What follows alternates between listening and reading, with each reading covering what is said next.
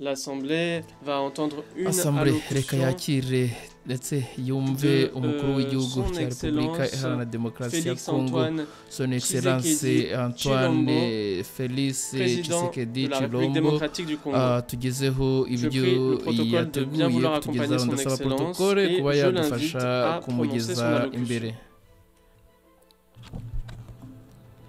Ni The Quick Times News rero nk'ibisanzwe nta kindi usabwa uretse kureba aho handitse subscribe maze ugakandaho maze tugakomeza kubana gatanu kuri gatanu muri aya makuru. Mbere y'uko rero mbagezaho iri jambo uko ryakabaye mu rurimi rw'ikinyarwanda Tshisekedi yavugiye ahangaha muri Assemblée Nationale de l'ONU, ndagira ngo mbanze mbanyuriremo muri makeya icyo Tshisekedi yashatse kuvuga.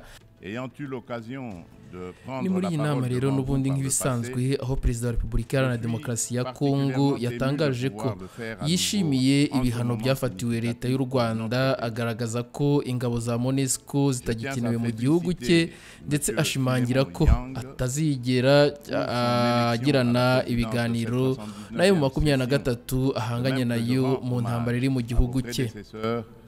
Pour leur engagement constant au service de cette institution. Ibi yabitangaje ubwo yari New York muri Amerika mu nama yahuje ibihugu bitandukanye mu nama ya 38 ya UN. Muri iyi nama kandi hashyizweho umuyobozi mushya wa UN witwa Francis. Mu ijambo rero yagejeje ku baraho, Antoine Félix Tshisekedi yifatanyije n'igihugu cya Maroc mu kunamira abazize imitingito muri icyo gihugu yahitanye abarenga 5,000. Yavuze ko ikivugo cya UN cyo kugarura amahoro ku isi yose gikomeye cyane bitewe n'uko ibibazo byibasira ikiremwa muntu byiyongera umunsi ku munsi. Mu magambo ye rero Perezida Tshisekedi yagize ati: guhanahana imbaraga ku bihugu byatanga umusaruro ku bibazo isi ihanganye nabyo, gusa muri Afurika ho babifata ukundi. Kugira ngo agaragaze ikibazo kiri mu burasirazuba bwa Congo, Tshisekedi yabanje gusobanura ibibazo biri muri Afurika bijyanye n'intambara ziri mu bihugu bitandukanye birimo na Cabo Delgado. Le changement climatique ou de lutter contre la pauvreté. Cette réalité nécessite une coopération multilatérale renforcée. Cependant, le noble idéal des rédacteurs de la Charte des Nations Unies, celui de servir d'instrument par lequel tous les pays régulent leur comportement, semble s'effacer. Umutekano wabo. Igihe kirageze kugira ngo abaturage ba Congo bishakemo ibisubizo. Ni mu magambo ye rero aho Tshisekedi yagize ati: ingabo za MONUSCO zimaze imyaka igera kuri 25 gusa ntibashoboye kurandura imitwe yitwaje intwaro ndetse no kurinda umutekano w'abaturage byarabananiye. Ancien secrétaire général de l'ONU, dont le sacrifice en faveur de la paix en République démocratique du Congo nous rappelle byari biteganyijwe ko ingabo za MONUSCO zikurwa muri Repubulika Iharanira Demokarasi ya Congo kuva mu mwaka wa 2018 kugera 2021.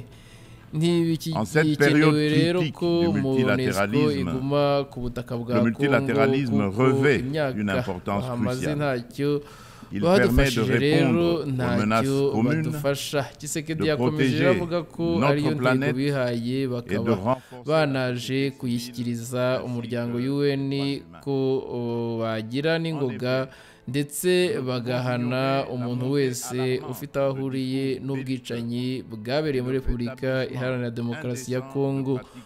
Monsieur le Président, la situation dans l'Est de la République démocratique du Congo est particulièrement préoccupante.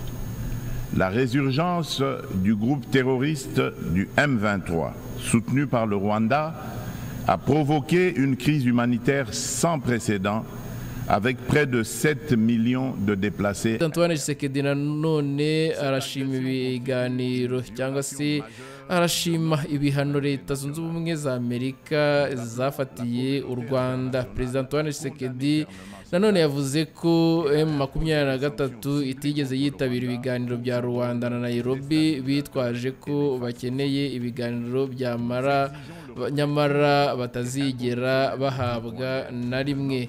Yongeyeho ko abanyekongo bifuza ko inama izakurikira yakwibanda ku kuntu leta ya Kongo yabona amahoro. Perezida Antoine Tshisekedi asanga muri UN hashyirwamo nibura abantu babiri bo ku mugabane wa Afurika mu rwego rwo kunoza imikorere kugira ngo ingamba zifatwa zigerwaho.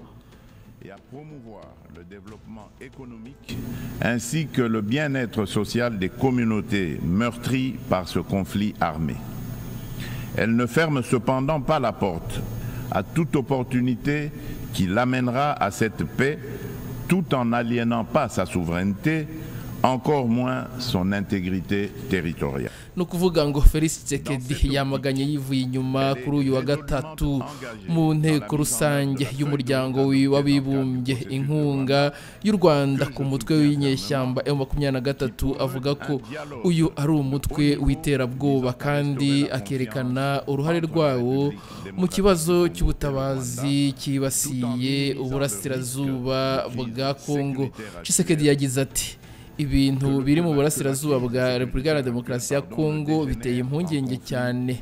Yashimangiye ko kongera kwiyongera kwa M23 gushyigikiwe n'u Rwanda byateje ikibazo cy'ubutabazi kitigeze kibaho muri iki gihugu cya Repubulika ya Demokarasi ya Kongo, aho abaturage bagera kuri miliyoni 7 bavanywe mu byabo. Yongeraho ati ubu bugizi bwa nabi no kurenga ku busugire bw'igihugu cyacu.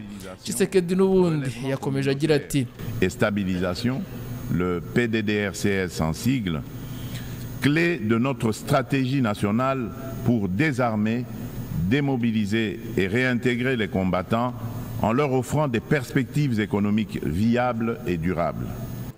Ni perezida rero n'ubundi wa Kongo aho yahamagariye umuryango mpuzamahanga kwamagana byimazeyo ibyo bikorwa no gushyiraho ibihano byihariye ku Rwanda kubera uruhare rwarwo ruhungabanya umutekano kandi bikangiza ngo n'ubusugire bw'igihugu cye.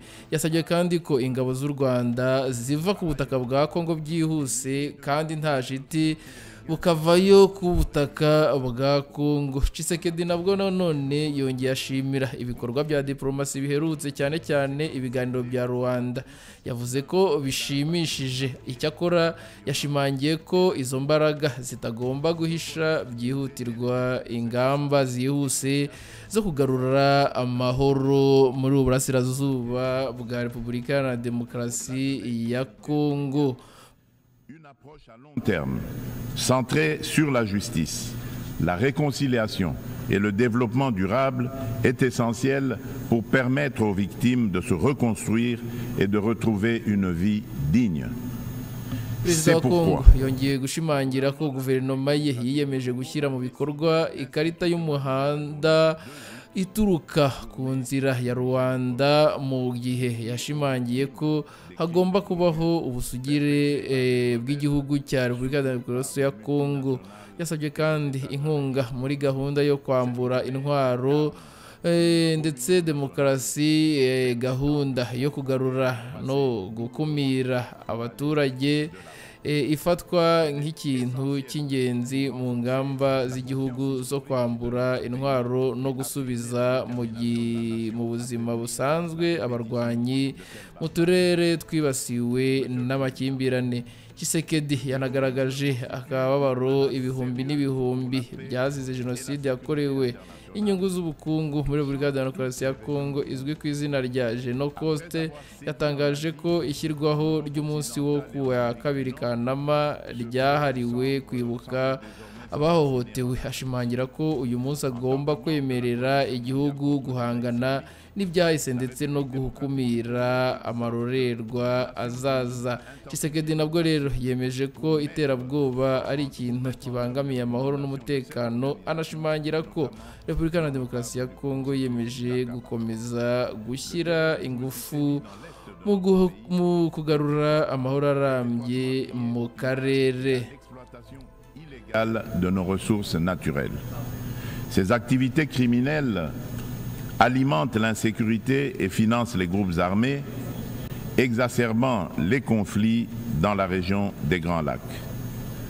Par conséquent, il est impératif que les Nations Unies envisagent des sanctions sévères contre les acteurs responsables de ces crimes économiques afin de briser ce cercle vicieux et de favoriser la paix, le développement durable et la dignité humaine pour les futures générations. Monsieur le Président, selon le dernier rapport d'examen national volontaire des objectifs de développement durable, la République démocratique du Congo a réalisé des avancées significatives vers plusieurs cibles des ODD grâce à des réformes et interventions majeures. Depuis 2019, le gouvernement a mis en place une réforme ambitieuse pour assurer la gratuité de l'enseignement de base, permettant à près de 4 millions d'enfants de rejoindre l'école. En outre, plusieurs mesures ont été prises pour renforcer la protection sociale, introduire la couverture sanitaire universelle et promouvoir l'égalité des sexes, ainsi que pour favoriser le développement des infrastructures et une industrialisation rapide à travers notamment la création des zones économiques spéciales. Malgré ces progrès, le rapport mondial sur les objectifs de développement durable souligne qu'au rythme actuel, la République démocratique du Congo ne pourra pas atteindre les ODD d'ici 2030 en raison des inégalités et de la vulnérabilité persistante exacerbée par des conflits armés. Face à ce défi, une feuille de route comprenant des actions, interventions et réformes spécifiques a été élaborée afin d'accélérer les progrès et de répondre aux enjeux de l'agenda 2030 avec déjà certaines mesures mises en œuvre pour que la République démocratique du Congo soit en adéquation avec les ODD en 2030. Pour cela, la République démocratique du Congo nécessite des investissements annuels de 32 milliards de dollars.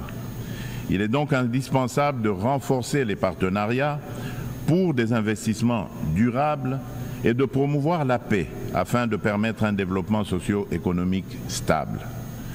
Au registre des réponses mondiales aux défis climatiques et la promotion des énergies renouvelables, la République démocratique du Congo, qui a déjà affirmé son engagement en faveur d'une action climatique ambitieuse, souligne l'importance cruciale d'un soutien financier et technique accru afin de renforcer ses efforts pour atteindre les objectifs de l'accord de Paris.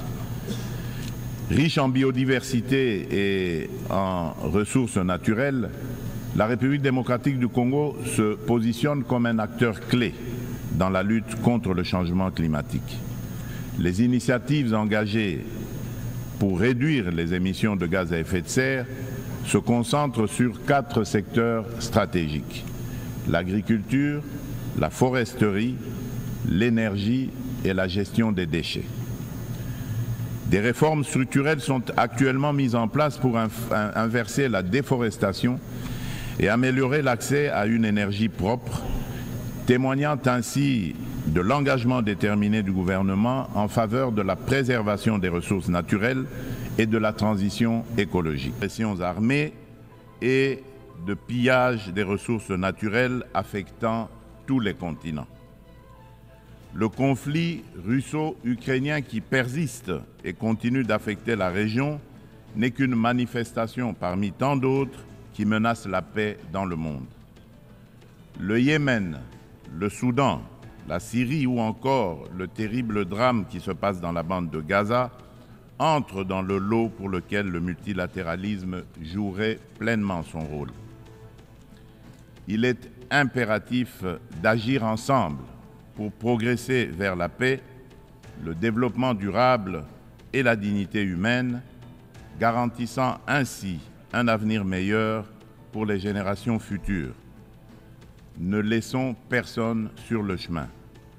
Tel est le message clair et pertinent qui inspire la thématique sélectionnée pour orienter les travaux de la 79e session de cette illustre Assemblée. Monsieur le Président, le Pacte pour l'avenir et ses annexes, le Pacte numérique mondial et la Déclaration sur les générations futures, que nous avons adopté lors du récent sommet de l'avenir, soulignent l'importance d'une collaboration active pour atteindre une vision commune d'un avenir pacifique et prospère. Ces documents représentent un engagement essentiel pour mettre fin aux conflits, lutter contre l'extrême pauvreté et la faim et aborder des défis tels que les déplacements de population, l'immigration clandestine, l'insécurité alimentaire, les pandémies et les risques des nouvelles technologies. Parallèlement, le Pacte mondial numérique se positionne comme un pilier essentiel dans notre quête d'un avenir prospère au cœur de la 4e révolution industrielle où les technologies numériques sont devenues incontournables. Cette transformation numérique représente une occasion sans précédent d'atteindre les objectifs de développement durable d'ici 2030, notamment pour les pays les moins avancés. Elle vise à réduire la fracture numérique et à intégrer les populations non connectées dans des services digitaux à fort impact social. Cependant, pour relever ce défi majeur, inhérent à la révolution du numérique, des réformes globales sont nécessaires, impliquant une réévaluation de l'architecture financière internationale et un financement adéquat. C'est pourquoi la République démocratique du Congo aspire à attirer des investissements pour développer la connectivité en Afrique et appeler à la coopération des partenaires multilatéraux et des opérateurs de télécommunications avec à la clé un transfert de connaissances. En effet, l'accompagnement au processus de maillage du pays est une solution prometteuse pour relier le sud et le nord du continent, ainsi que relier l'océan Indien à l'océan Atlantique. Cela comprend la formation de partenariats viables autour du projet hydroélectrique du Grand Inga qui vise à répondre à la demande énergétique croissante de notre continent, exacerbée par la prolifération des objets connectés. De plus, il est essentiel de renforcer la traçabilité des minerais stratégiques, indispensables aux équipements technologiques, afin d'assurer une exploitation responsable et durable de nos ressources. Par ailleurs, la pleine participation et l'engagement des jeunes, tant des filles que des garçons, sont également primordiaux pour bâtir une société durable et inclusive. Ce principe constitue le fondement de la Déclaration sur les générations futures, soulignant notre responsabilité envers les générations à venir et l'importance des décisions qui garantissent leur épanouissement. Pour l'Afrique, sa jeunesse représente un atout majeur pour sa prospérité future. Investir dans l'éducation, notamment dans les domaines STEM, sciences, technologies, ingénierie et mathématiques, et créer des environnements propices à l'innovation est crucial. Il est essentiel de remédier à la déconnexion entre une population jeune en forte croissance et le marché de l'emploi en fournissant les compétences nécessaires à leur intégration. Monsieur le Président, la situation dans l'Est de la République démocratique du Congo est particulièrement préoccupante. La résurgence du groupe terroriste du M23, soutenu par le Rwanda, a provoqué une crise humanitaire sans précédent avec près de 7 millions de déplacés internes. Cette agression constitue une violation majeure de notre souveraineté nationale. Nous appelons la communauté internationale à condamner fermement ces actes et a imposé des sanctions ciblées contre le Rwanda pour son rôle déstabilisateur et néfaste. Nous exigeons le retrait immédiat et inconditionnel des troupes rwandaises de notre territoire. Bien que les récentes initiatives diplomatiques telles que les pourparlers de Luanda soient encourageantes, elles ne doivent aucunement occulter l'urgence de cette action essentielle. La République démocratique du Congo s'engage activement à établir une paix durable dans l'est du pays et à promouvoir le développement économique ainsi que le bien-être social des communautés meurtries par ce conflit armé. Elle ne ferme cependant pas la porte à toute opportunité qui l'amènera à cette paix tout en n'aliénant pas sa souveraineté, encore moins son intégrité territoriale. Dans cette optique, elle est résolument engagée dans la mise en œuvre de la feuille de route adoptée dans le cadre du processus de Luanda, que je soutiens fermement, qui promeut un dialogue de haut niveau visant à restaurer la confiance entre la République démocratique du Congo et le Rwanda, tout en minimisant le risque de crise sécuritaire actuelle, que la crise sécuritaire actuelle ne dégénère en conflit régional. En outre, mon pays demeure ouvert à toute autre initiative de nos partenaires qui concourrait à l'atteinte de cet objectif noble de paix. La République démocratique du Congo réaffirme sa ferme volonté de garantir une paix durable. Sous mon impulsion, nous sommes résolus à poursuivre la mise en œuvre du programme de désarmement, démobilisation, relèvement communautaire et stabilisation, le PDDRCS en sigle, clé de notre stratégie nationale pour désarmer, démobiliser et réintégrer les combattants en leur offrant des perspectives économiques viables et durables, tout en stabilisant les zones touchées par les conflits. En assurant une transition post-MONUSCO, nous priorisons essentiellement le rapatriement des combattants étrangers. Le PDDRCS est un levier crucial pour la paix en République démocratique du Congo et j'invite nos partenaires et amis à le soutenir. Par ailleurs, des milliers de victimes du génocide pour des gains économiques en République démocratique du Congo, en abrégé Génocost, continuent de subir les conséquences dévastatrices d'un passé marqué par la violence et l'impunité. Reconnaître et traiter les effets de cette stratégie est crucial pour favoriser le rétablissement et la reconstruction des communautés touchées. Au-delà de l'aide humanitaire immédiate, une approche à long terme, centrée sur la justice, la réconciliation et le développement durable est essentielle pour permettre aux victimes de se reconstruire et de retrouver une vie digne. C'est pourquoi le gouvernement de la République démocratique du Congo a décidé d'institutionnaliser la journée du 2 août, journée du Génocost, dédiée aux victimes des crimes odieux perpétrés par des rebelles soutenus par des multinationales et des États de la région.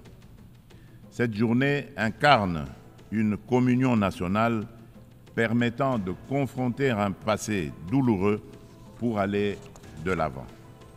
Elle est essentielle pour renforcer la conscience historique de notre pays et affirmer la détermination de la nation à prévenir la répétition de telles barbaries. Monsieur le Président, le terrorisme constitue une menace sérieuse pour la paix et la sécurité internationale, touchant toutes les régions du monde. Après avoir sévi en Asie, en Europe occidentale et en Amérique du Nord, ce fléau semble désormais s'enraciner en Afrique. En tant que membre de la coalition mondiale contre l'État islamique, la République démocratique du Congo exhorte les Nations unies à intensifier leurs actions pour mettre en œuvre les recommandations de cette organisation, notamment dans le cadre du processus d'Aqaba. Le terrorisme qui sévit dans l'est de notre pays est étroitement liée au pillage et à l'exploitation illégale de nos ressources naturelles. Ces activités criminelles alimentent l'insécurité et financent les groupes armés, exacerbant les conflits dans la région des Grands Lacs. Par conséquent, il est impératif que les Nations Unies envisagent des sanctions sévères contre les acteurs responsables de ces crimes économiques afin de briser ce cercle vicieux et de favoriser la paix, le développement durable et la dignité humaine pour les futures générations. Monsieur le Président, selon le dernier rapport d'examen national volontaire des objectifs de développement durable, la République démocratique du Congo a réalisé des avancées significatives vers plusieurs cibles des ODD grâce à des réformes et interventions majeures. Depuis 2019, le gouvernement a mis en place une réforme ambitieuse pour assurer la gratuité de l'enseignement de base, permettant à près de 4 millions d'enfants de rejoindre l'école. En outre, plusieurs mesures ont été prises pour renforcer la protection sociale, introduire la couverture sanitaire universelle et promouvoir l'égalité des sexes, ainsi que pour favoriser le développement des infrastructures et une industrialisation rapide à travers notamment la création des zones économiques spéciales. Malgré ces progrès, le rapport mondial sur les objectifs de développement durable souligne qu'au rythme actuel, la République démocratique du Congo ne pourra pas atteindre les ODD d'ici 2030 en raison des inégalités et de la vulnérabilité persistante exacerbée par des conflits armés. Face à ce défi, une feuille de route comprenant des actions, interventions et réformes spécifiques a été élaborée afin d'accélérer les progrès et de répondre aux enjeux de l'agenda 2030 avec déjà certaines mesures mises en œuvre pour que la République démocratique du Congo soit en adéquation avec les ODD en 2030. Pour cela, la République démocratique du Congo nécessite des investissements annuels de 32 milliards de dollars. Il est donc indispensable de renforcer les partenariats pour des investissements durables et de promouvoir la paix afin de permettre un développement socio-économique stable. Au registre des réponses mondiales aux défis climatiques et la promotion des énergies renouvelables, la République démocratique du Congo, qui a déjà affirmé son engagement en faveur d'une action climatique ambitieuse, souligne l'importance cruciale d'un soutien financier et technique accru afin de renforcer ses efforts pour atteindre les objectifs de l'accord de Paris. Riche en biodiversité et en ressources naturelles, la République démocratique du Congo se positionne comme un acteur clé dans la lutte contre le changement climatique. Les initiatives engagées pour réduire les émissions de gaz à effet de serre se concentrent sur 4 secteurs stratégiques: l'agriculture, la foresterie, l'énergie et la gestion des déchets. Des réformes structurelles sont actuellement mises en place pour inverser la déforestation et améliorer l'accès à une énergie propre, témoignant ainsi de l'engagement déterminé du gouvernement en faveur de la préservation des ressources naturelles et de la transition écologique. Concernant la valorisation des forêts tropicales, un tournant majeur a été franchi à Bali en novembre 2022, en Indonésie, avec l'adoption de la déclaration conjointe sur la coopération autour de la forêt tropicale et l'action climatique signée par le Brésil, l'Indonésie et la République démocratique du Congo. Cette avancée témoigne d'une volonté politique, collective, d'utiliser les forêts comme levier pour un développement durable. L'Alliance trilatérale pour la coopération sur les forêts tropicales, créée à cette occasion, constituera un cadre pour relever les défis liés à la biodiversité et proposera des solutions pour les marchés de crédit carbone, tout en veillant au respect des droits des peuples autochtones. Par ailleurs, dans le cadre des enjeux liés à l'environnement et au réchauffement climatique, il est essentiel de souligner la tenue du deuxième sommet des 3 grands bassins forestiers tropicaux du monde, à savoir l'Amazonie, le Congo et le Bornéo-Mékong, qui s'est tenu du 26 au 28 octobre 2023 à Brazzaville, en République du Congo. Cette initiative africaine, portée par le président Denis Sassou Nguesso, vise à mettre en œuvre, dans le cadre de la décennie des Nations Unies pour la restauration des écosystèmes, la première coalition mondiale dédiée à la restauration de 350 millions d'hectares d'écosystèmes terrestres et aquatiques. Ces forêts constituent un rempart indispensable contre le changement climatique.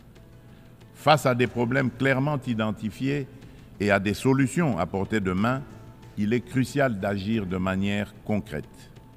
Les bassins amazoniens, congolais et de Bornéo-Mékong abritent plus de 80% des forêts tropicales et jouent un rôle crucial dans la lutte contre le changement climatique, tout en fournissant des services écosystémiques vitaux.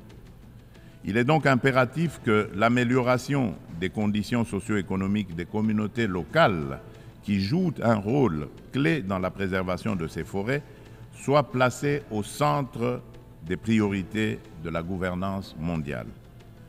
Pour sa part, la République démocratique du Congo met en place des instruments juridiques et des dispositifs institutionnels visant à renforcer sa position sur le marché mondial du carbone, tout en restant ouverte à des partenariats en conformité avec l'accord de Paris et ses lois internes. La prise de conscience croissante des défis liés à l'instabilité climatique et à l'épuisement des ressources naturelles, souvent à l'origine de conflits armés, souligne l'urgence d'agir sur ces problématiques. Il est donc primordial de reconnaître le lien entre changement climatique, dégradation environnementale et sécurité, afin de favoriser des actions proactives qui atténuent ces risques par le biais de pratiques durables. À cet égard, nous appelons le Conseil de sécurité à établir des mécanismes internationaux intégrant les questions de sécurité climatique dans leurs discussions. Monsieur le Président, face à un défi énergétique majeur, le monde fait face à un défi énergétique majeur. Les systèmes basés sur les combustibles fossiles sont responsables d'importantes émissions de gaz à effet de serre, exacerbant le changement climatique. Sans efforts concertés pour promouvoir les énergies renouvelables, nous risquerions de faire face à davantage de crises, telles que des conditions météorologiques extrêmes et des conflits liés aux ressources naturelles, comme nous l'observons déjà. La République démocratique du Congo dispose de ressources abondantes, y compris des minéraux essentiels tels que le cobalt, le lithium, le nickel et le graphite, pour ne citer que ceux-là, qui peuvent faciliter une transition énergétique durable. Nous appelons à la coopération internationale pour développer les technologies et infrastructures nécessaires. Notre vision est de transformer l'exploitation de nos ressources en levier pour un développement durable et inclusif, tout en améliorant l'éducation, la santé et les infrastructures. L'inclusion sociale est au centre de notre stratégie, garantissant une répartition équitable des bénéfices du progrès. En nous investissant dans la lutte contre le changement climatique et en contribuant aux objectifs de développement durable, la République démocratique du Congo est prête à jouer un rôle clé dans la transformation des systèmes énergétiques mondiaux. Ensemble, nous pouvons bâtir un avenir où l'énergie est propre, durable et accessible à tous. Monsieur le Président, j'aimerais également aborder la question cruciale de la parité homme-femme. Bien que la participation égale des femmes et des hommes à la vie politique soit internationalement reconnue, il subsiste dans la pratique un fossé entre l'égalité juridique et la réalité dans l'exercice du pouvoir. Les préoccupations des femmes méritent d'être intégrées dans les décisions majeures qui touchent notre société. En République démocratique du Congo, nous sommes déterminés à changer les mentalités pour surmonter les barrières sociétales qui freinent l'épanouissement des femmes. Il est essentiel d'impliquer les hommes dans ce processus afin de transformer la dynamique sociale et de valoriser leur rôle dans le succès des femmes. Au niveau national, la Constitution congolaise consacre la parité. Aussi, le gouvernement a mis en place une stratégie de lutte contre les violences basées sur le genre, axée sur la prévention, la protection et la réparation des victimes. Cette stratégie se traduit par le Fonds national de réparation pour les victimes des violences sexuelles liées au conflit et de crimes contre la paix et la sécurité de l'humanité, en abrégé le FONAREV. La législation en cours vise à garantir cette protection. Il convient de souligner les progrès significatifs réalisés en matière de participation des femmes à la prise de décision, avec la nomination pour la première fois dans notre histoire d'une femme comme première ministre et chef du gouvernement.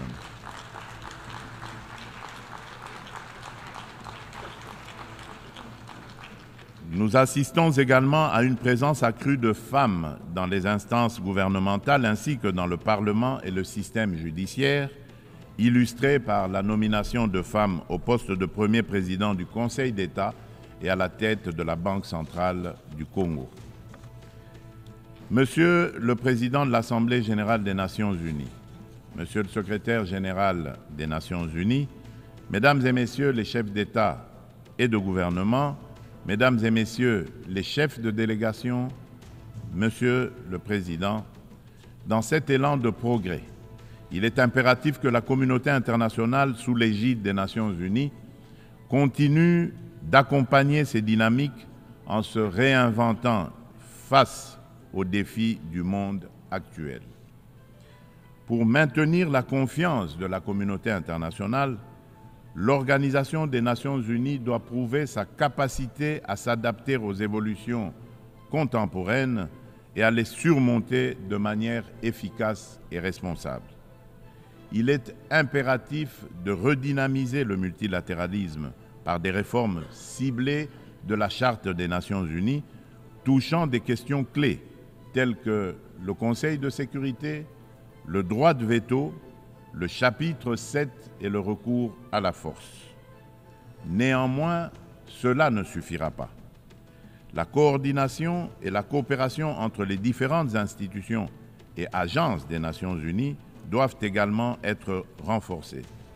De nombreux enjeux globaux sont souvent abordés de manière redondante dans différents forums, parfois sous des angles contradictoires, tandis que d'autres problématiques restent entièrement négligées, chaque bureaucratie internationale cherchant à défendre son existence propre. À cet égard, tout en saluant l'appui des États-Unis, je réitère avec fermeté, au nom de l'ensemble des pays africains, la requête de création de 2 sièges permanents au Conseil de sécurité des Nations unies pour les pays africains.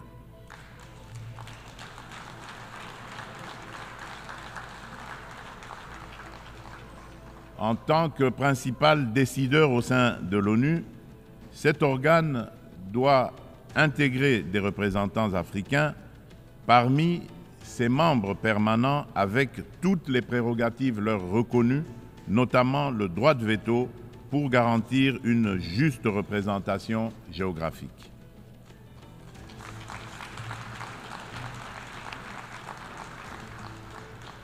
Il s'agit là d'une question de justice pour un continent dont le rôle dans les affaires internationales ne cesse de croître. Nous, Africains, tenons cette exigence avec la plus grande détermination. Enfin, je ne saurais conclure sans rappeler qu'après plus de 3 décennies d'absence au Conseil de sécurité, la République démocratique du Congo se porte à nouveau candidate, soutenue par l'Union africaine et par la Communauté de développement de l'Afrique australe, la SADC, au poste de membre non permanent pour la période 2026-2027, lors des élections qui se tiendront à New York en juin 2025. La République démocratique du Congo a déjà occupé cette fonction entre 1982 et 1983, 1990 et 1991, période durant lesquelles elle a œuvré pour la promotion de la paix, de la sécurité et de la stabilité en Afrique et dans le monde. Une fois élue, la République démocratique du Congo entend jouer un rôle proactif au sein du Conseil de sécurité, participant à la revitalisation de la Charte des Nations Unies et contribuant de manière constructive aux débats et aux actions qui en découlent. Mon pays sollicite donc le soutien de tous les États membres en vue de son élection. En ces temps où le multilatéralisme est mis à l'épreuve, la République démocratique du Congo réaffirme son engagement indéfectible envers la communauté internationale, prête à assumer avec honneur et responsabilité la mission de forger un avenir où la coopération et la paix prévalent sur le conflit et la division. Nelson Mandela a dit, je cite, « Aucun de nous agissant seul ne peut atteindre le succès ». Fin de citation. Ainsi, nous tendons la main à chacun de vous, partenaires de longue date et nouveaux alliés, pour écrire ensemble ce chapitre crucial de notre histoire collective. Ensemble, faisons de notre monde un lieu où chaque nation, grande ou petite, peut prospérer dans la dignité et dans la sécurité. Je vous remercie.